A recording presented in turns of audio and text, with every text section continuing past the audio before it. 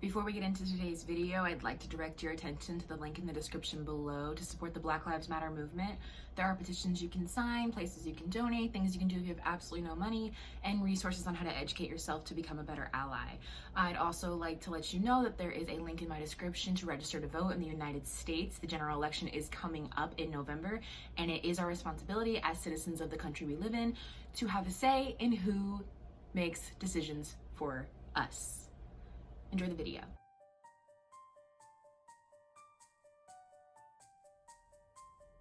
Guys, it's 81 degrees in Florida, which means it's basically fall, which means I broke out my Hocus Pocus ugly sweater shirt. I'm already sweating. Please respect my privacy during this difficult time.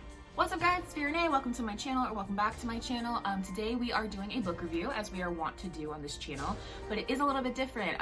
Over on my Instagram, which if you don't follow me, it's in the description, you should. I was gonna make a certain type of video, and then I was like, or I could review this book, and y'all were like, review this book because we want to know if it's worth it. This is a writing resource book called Save the Cat Writes a Novel, and it is by Jessica Brody. If I'm wrong, I will fix that, because I literally read this book in like 2 hours, and I was like, all right, let's talk about this, because essentially there are two categories here, things I agree with and things I don't agree with. If you don't know, I am a young adult author. I have published 2 books, and I have a third coming out on October 1st. It's right here. It's called Civil Blood. And I've been writing since I was like 13. I've read a lot of books about the craft. I've done a lot of research trying to like hone my craft and kind of learn the best techniques and things like that. And so I'm very familiar with the writing resource book formula. And here's the thing, I get what she was trying to do. I get what she was going for. I get what the parameters in which she had to work. I do agree with some of it. So I'm actually gonna start with the stuff I agree with, because overall, I do think that if you are just starting out learning how to write and you do not know like how to build a story, what the word formulaic is gonna come up a lot, because she insists over and over that this book is not formulaic. It is. If you don't know like the formula to a story, this is a great resource. However, if you have written for any amount of time, if you've written or like taken a creative writing class, I really don't think this is worth your time. So let's start with the stuff that I agree with and the things that I would actually recommend that you do. So right away, chapter 1, Why Do We Care? Creating the Story-Worthy Hero, she says, a hero worthy of an entire novel written about them, you have to give them a problem, a flaw that needs fixing, a want or a goal, and a need or a life lesson to be learned. So she says a problem, a want, and a need. I absolutely agree with that. Your character has to have a purpose, a place to start, and then what they actually end up learning overall. I absolutely agree with that. Any person, any story you've ever written or read in your life or watched, this is what a character is about. She talks a little bit about A story and B story, and a lot of what she says about A story, which is like the premise, and then B story is like internal turmoil, I don't agree with, but I do agree that your story should not just be like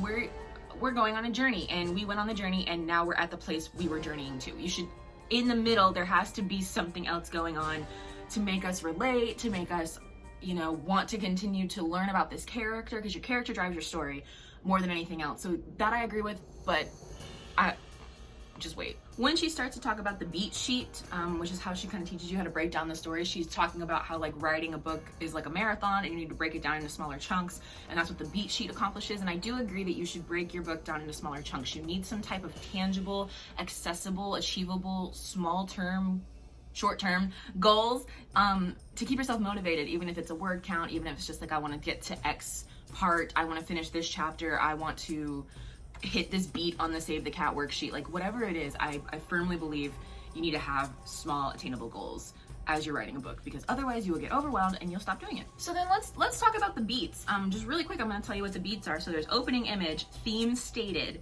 setup, catalyst, break into act 2, B story, fun and games, midpoint, bad guys close in, all is lost, dark night of the soul, break into act 3, finale, and final image. So the only thing I highlighted in this section that I agree with is the fun and games section, because she says this section is called the promise of the premise. It represents the hook of the story, aka why your reader picked up the novel in the first place. So if you want to talk about like Percy Jackson, I was gonna say Harry Potter, but we don't talk about Harry Potter on this channel anymore.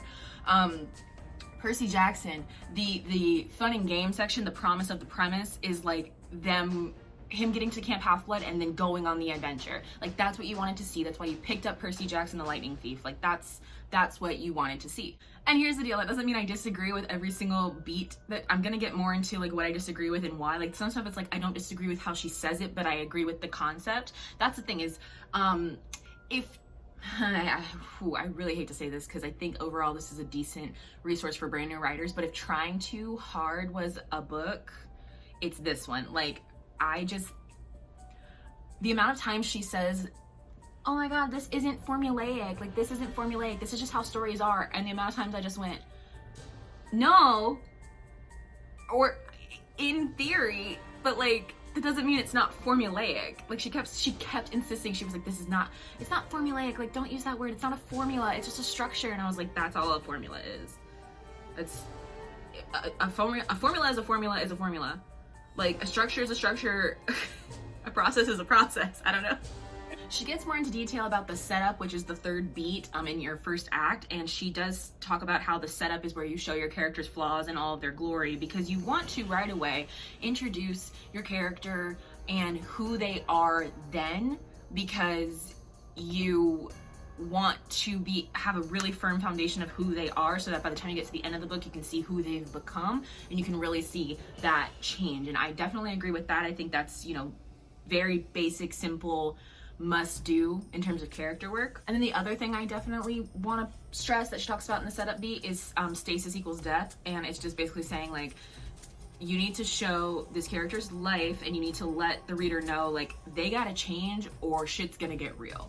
Like this is how their life is going right now and they cannot stay this way because it's not working or it's not going to work in the near future, which I definitely 100% agree with. Like that's how you get your character going on the journey. The next step she talks about is the catalyst, and she says something that I do agree with here, which you know if your catalyst is big enough if you can ask yourself the following question: can my hero easily return to their normal life and continue doing what they were doing after this happens? If the answer is yes, your catalyst isn't big enough. You don't want to give your character an easy way out. You don't want to give them the easy option. The catalyst is what sets your story into motion after that setup moment of stasis equals death. Regardless of whether your hero goes on a literal journey or a metaphorical one, the break into Act 2 beat is the moment when we leave the old world and old way of thinking behind and step into a new world and new way of thinking. Agree with that as well. The key to figuring out your fun and games beat is realizing that this part of the story might be fun only for the reader, not necessarily the hero. This is very important because when I first read the fun and games beat, I was like, my story's not fun and games. Like this doesn't apply to all kinds of stories. But then she said that part and I was like, oh yeah, no, it's what your reader signed up for. So if your reader signed up to read, you know, a horrifically sad drama, that's the fun and games of your story. That's what they wanted to see. Guys, I am talking like I am on methamphetamines. I swear to God, I just had like some coffee like I always do. I don't know why I'm talking so fast. I do apologize. Talks about the midpoint, which I think a lot of people neglect, and that's why we often have what's called sagging middle syndrome, where like you feel like the middle of your book is just really doesn't have any structure and it's kind of boring.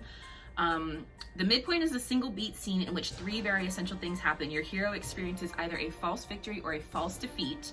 The stakes of the story are raised, and the A and B stories, so the premise and the internal conflict, intersect in some way. So absolutely 100%, you need to hang your hat on your midpoint and then work your way through. That's what I always do, is like, I'm like, what happens here that makes shit get real, for lack of a better term, and then you can work this way and that way from there. But that midpoint is what's going to keep you from having sagging middle syndrome. Some people just really don't think to make a clear midpoint. So that is one of the only parts of this formulaic thing that I'm like, yeah, you need that for sure. It also talks about the all is lost beat, which is like what happens right before it's like, oh, the worst part. It's like the moment where something happens and your hero's like in the dark. Like they just like, spoiler alert for the Hunger Games, when Rue dies, that's the all is lost, in my opinion. I think she says that in this book. I don't remember. Again, I read this book in 2 hours because it was just like, I was like not vibing with it. But she does say something must end here and the hero must be in some way responsible, even if very indirectly. Because when I was thinking of my own books, I was trying to think of like how my hero was responsible for what happens at the All Is Lost. And I was like, well, it's not her fault. She's a victim of circumstance. And I was like, well, she puts things into motion, even if indirectly, that make this happen to her, with her, for her, whatever it is. So yeah, like 1000%, it has to come back to your character in some way, shape, or form. So on page 65, we get this little section that says who the hero was in Act 1 plus what they've learned in Act 2 equals who they'll become in Act 3. And I would just like to let you know that that's the premise of this book. That's the story, that's the lesson learned in this book. You don't need to buy it, you don't need to read it. Second of all, she literally used a formula to show you who your character should become based on what you set up, but then spends, like, I'm not kidding, probably 10% of the book trying to convince you it's not formulaic to use this process, to use this formula. So then after she talks about all the beats and like the order that they should come in, she does say every once in a while the beats get jumbled up. The theme might come before the catalyst comes so early that the setup and debate might get mushed together. Sometimes the B story character is introduced in Act 1 but doesn't actually become important until Act 2. That's gonna come up later when I talk about this B story, B character thing that she is so like all about, because it pissed me off because I was like, if I'm reading a story and you don't introduce a very important character until the second act, and then I gotta fall in love with this person before she literally is like, maybe a B character dies during her All Is Lost moment. I was like, if I'm reading a book, and I put my tablet down because I'm about to use my hands. If I'm reading a book, you introduce an important character, a character that's going to push for, I'm already getting into the stuff I'm mad about, but if you introduce a character in Act 2, a B character that's supposed to be someone who helps your protagonist get to where they need to go, and then by the end of Act 2 during the All Is Lost moment, you kill them, you literally just brought a character in to kill. That's the opposite of what you're supposed to do. I don't know. That really pissed me off. Let's see if there's anything else I liked about this story. She talks about genres for a really long time and says individual books within a series can have different genres. Very true. She gives you a logline template, which I think is useful. So it's on the verge of, and then you put in your stasis equals death moment, a flawed hero, and then you put your break into Act 2 moment. But when the midpoint happens, they must learn the theme stated before the All Is Lost. So you just kind of like take those beats and you can plug them in. That's how you get a log line, so you can query, so you can put it on the back of your book, whatever. So I thought that was interesting. If you can't effectively pitch your novel in one page, then you haven't quite figured out what you're trying to say about it yet. I agree. Give your hero one redeeming quality, action, or hobby. Give your hero a really bad enemy or situation. Saving the cat. So the reason it's called Save the Cat is because you can write a hero that's like a shitty person or whatever, like a Deadpool or like an anti-hero or whatever, but you have to give them a redeeming quality and quickly before your reader decides they can't root for them and don't want to read your book. So you have them save the cat from a tree in Act 1. So that's why it's called Save the Cat. So I would just like to let you know, the reason it only took me like 2 hours to read this book is because the entire second half of the book is this author applying the beats to different books in different type of genres and summarizing other books, fully breaking them down beat by beat like 10 times in this book. So I didn't need to read that because I had why? So weird. Like, give one example, but half the book is this. So, and the weirdest thing was, like, every time she'd talk about a beat, she'd give a lot of examples while she was talking about it. She'd be like, in the Hunger Games, this was the midpoint. In Harry Potter, this was the midpoint. In Me Before You, this was the midpoint. In everything. Like, she would give like a bunch of different examples of a bunch of different types of books, but then she still felt the need to use half of the book to beat these books out. And I was like, why? How come? Why? So let's talk about the stuff I don't agree with. There's a lot. First of all, literally, like, first chapter, she's like, the problem in your character's life, your hero's life should manifest and spread and infect. It should be affecting their entire world. When someone starts reading your novel, they should be thinking something along the lines of, whoa, what a mess this person's life is. I don't know, dude. That, not necessarily. Again, she says this stuff as if it's like concrete and has to be. Okay, my hero wants to be happy is not a good enough answer for a motivation. I hear this a lot in workshop. It's not specific enough. The most effective character goals or wants are concrete and tangible. Happiness is a tangible thing. Like, yes, as the story goes, you should become more specific about what happiness is, but like wanting to be happy is a basic human need and want and desire for everyone. So I feel like that's perfectly relatable, and we can get more specific as we go along. And what makes them happy can change through the story. Through, like, what? Whatever. Stories always have, the B story is always like a spiritual message. So stories are always about forgiveness, love, acceptance, faith, fear, trust, survival, responsibility, or redemption. Not that I disagree with that concept of a book always being about one of those things, but I don't ever cognizantly be like, this is a story of revenge and redemption. Like, you don't have to be like, this is a story about trust. Like, all stories are about something like that. Like she said, all stories are about something like that. There's no way that you've got a story idea and you're trying to tell a story without one of those. Hero is your guide to the fictional world. It's who the reader will use to track the progress of their story. And by story, I don't mean just various external plot points. I mean the transformation. The reason I highlighted this in blue, disagreeing, because in the previous page, she talks about a workshop she did where this woman wrote a book about a woman whose husband was killed by a hitman, and the hitman finds out he killed the wrong man. So she was like, well, this is the woman's story. The author was like, it's the woman's story. It's her journey. It's her learning to forgive. And the author of this book was like, but the wife is not as compelling as the hitman. The hitman should be the hero of your story. How is that relatable?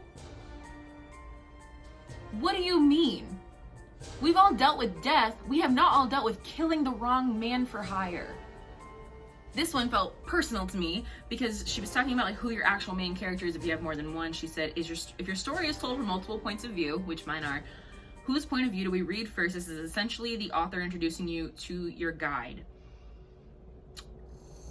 I don't agree with this because River is the first person you talk to in every single one of the Thistlewolf books, but if I had to pick one main character out of him and Fina, it's Fina, because she has the most to lose by the end of book 3. She is the most like entrenched in this war, and he's just like along for the ride almost and has like a different role, but it's her war. So it's like not necessarily, again, formulaic, even though she insists it's not. These specific things are just suggestions. She makes them sound like they are concrete musts. They're not. She talks about themes stated, and this is like the first, like 5% of the book. It's like in the beginning, and it's basically like a statement made by a character, typically not the hero, that hints at what the hero's arc will be, also referred to as a life lesson. And then she lists a bunch of different books that literally have a secondary character asking the main character the theme of the story as a question. And I literally just said, this is a very on-the-nose way of saying this, and I don't think it has to be this explicit.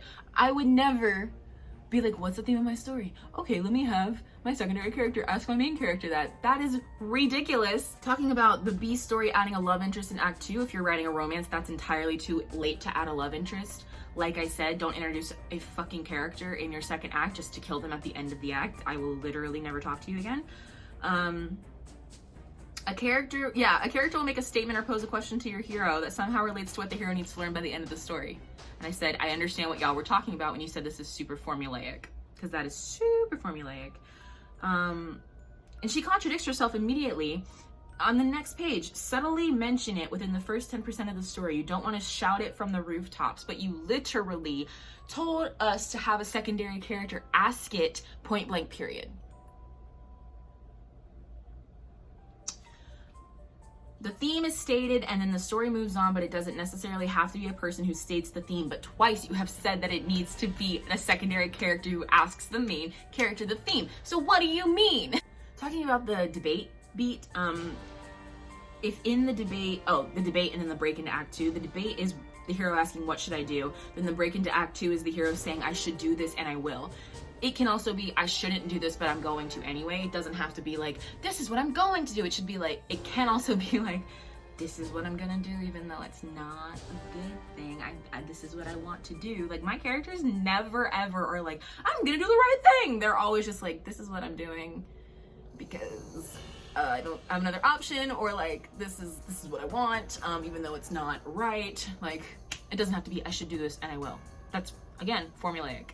Okay, this is what I was talking about. That's why we gave them their catalyst to kick them into Act 2. Therefore, the person who's helping them learn that theme should exist in this new world.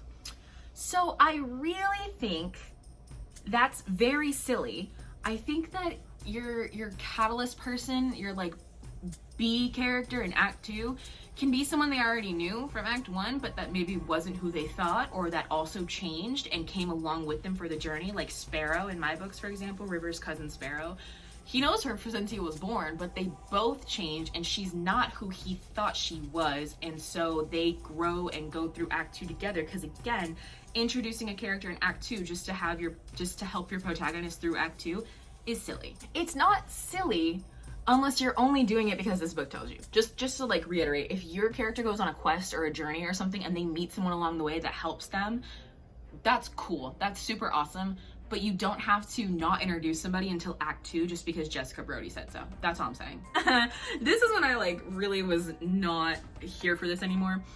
When talking about the all is lost beat, which I just mentioned, spoiler alert again, Rue dying in the Hunger Games is the all is lost moment.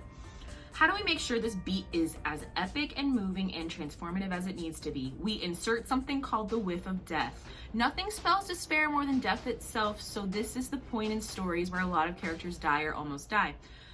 Yes, a lot of the time. Hence this being formulaic. Like, you don't have to kill someone just to have an all is lost moment. There can be other things. I promise. You don't have to kill anybody if you don't want to. The idea that you would and then she goes on to talk about like storming the castle in like the last part, and talks about killing the B character we just introduced. And this is like the all is lost moment. And I was like, that is the stupidest thing I've ever heard in my life. If that's how your story goes, that's fine. But as a hard and fast rule, that's nonsense. This is also something I disagree with as a hard and fast rule. Something inside of them will turn out to be the most important weapon of all. It's the theme of the story. It's the proof they've changed. Above all else, it's something your hero never would have done at the start of the book. I don't agree with that. I think it could definitely be something they would have done had they known it was an option. It could be a revelation of their true character, because sometimes, I'm speaking from experience here of the trilogy that I've written, your character is living in their Act 1 world as a victim of circumstance, or as someone who is not worldly and doesn't understand their options or their path, and they can learn that over the course. And it's not that their character has changed so much that they wouldn't do it in the beginning. It could be that they didn't even realize that was an option. Do you know what I mean? Like, it's not that they've become like from a terrible person to a good person, or from a good person to a terrible person. It's like they've become from a naive person to a more understanding worldly person. And if they had known what they know now back then, they might have done the same thing, but they didn't. So a revelation of who they really are is just as effective as showing how much they've changed and how they would never act this way before and now they are. She spends about 10 pages talking about how important it is to nail down your story genre so that you can understand how your beats will work. But then she starts talking about Les Miserables and how like the true genre of this epic doesn't really matter. So she basically says these categories are a way to make a successful story, but this successful story didn't really follow those trends, and so it doesn't even really matter. So then why did you spend 10 pages talking about how important it is to nail down your story genre? Which I agree with, you should know what your genre is. I'm sure this just all felt like a manic fever dream, because I don't even know how long I just talked for about a book that I really didn't even care about. I just think, again, if you are brand new to writing, check it out. I would much rather you read Stephen King's On Writing, Anne Lamott's Bird by Bird, and Ray Bradbury's Zen and the Art of Writing. I'm gonna link all three of those in the description. I think you can skip Save the Cat Writes a Novel if you've never read, unless you've never read a book before. If you've never read a book before, you should read this so you understand how books work. But I'm assuming if you're trying to write one, you've read a few. So that's my opinion on that. Next week, I usually put out videos every single Monday. Next week, my video is not coming out until October 2nd. If you have followed me for any amount of time, you know that, first of all, my next book is coming out October 1st, but October 1st is also the day that my contract with my traditional publisher ends, and I am free to talk about why I decided not to work with them anymore. So my next video on October 2nd will be me telling you guys everything that happened with my traditional publisher, why I don't want to work with them anymore, and why you should not either. So if you want the tea, come back next Friday, October 2nd. In the meantime, I'll see you around.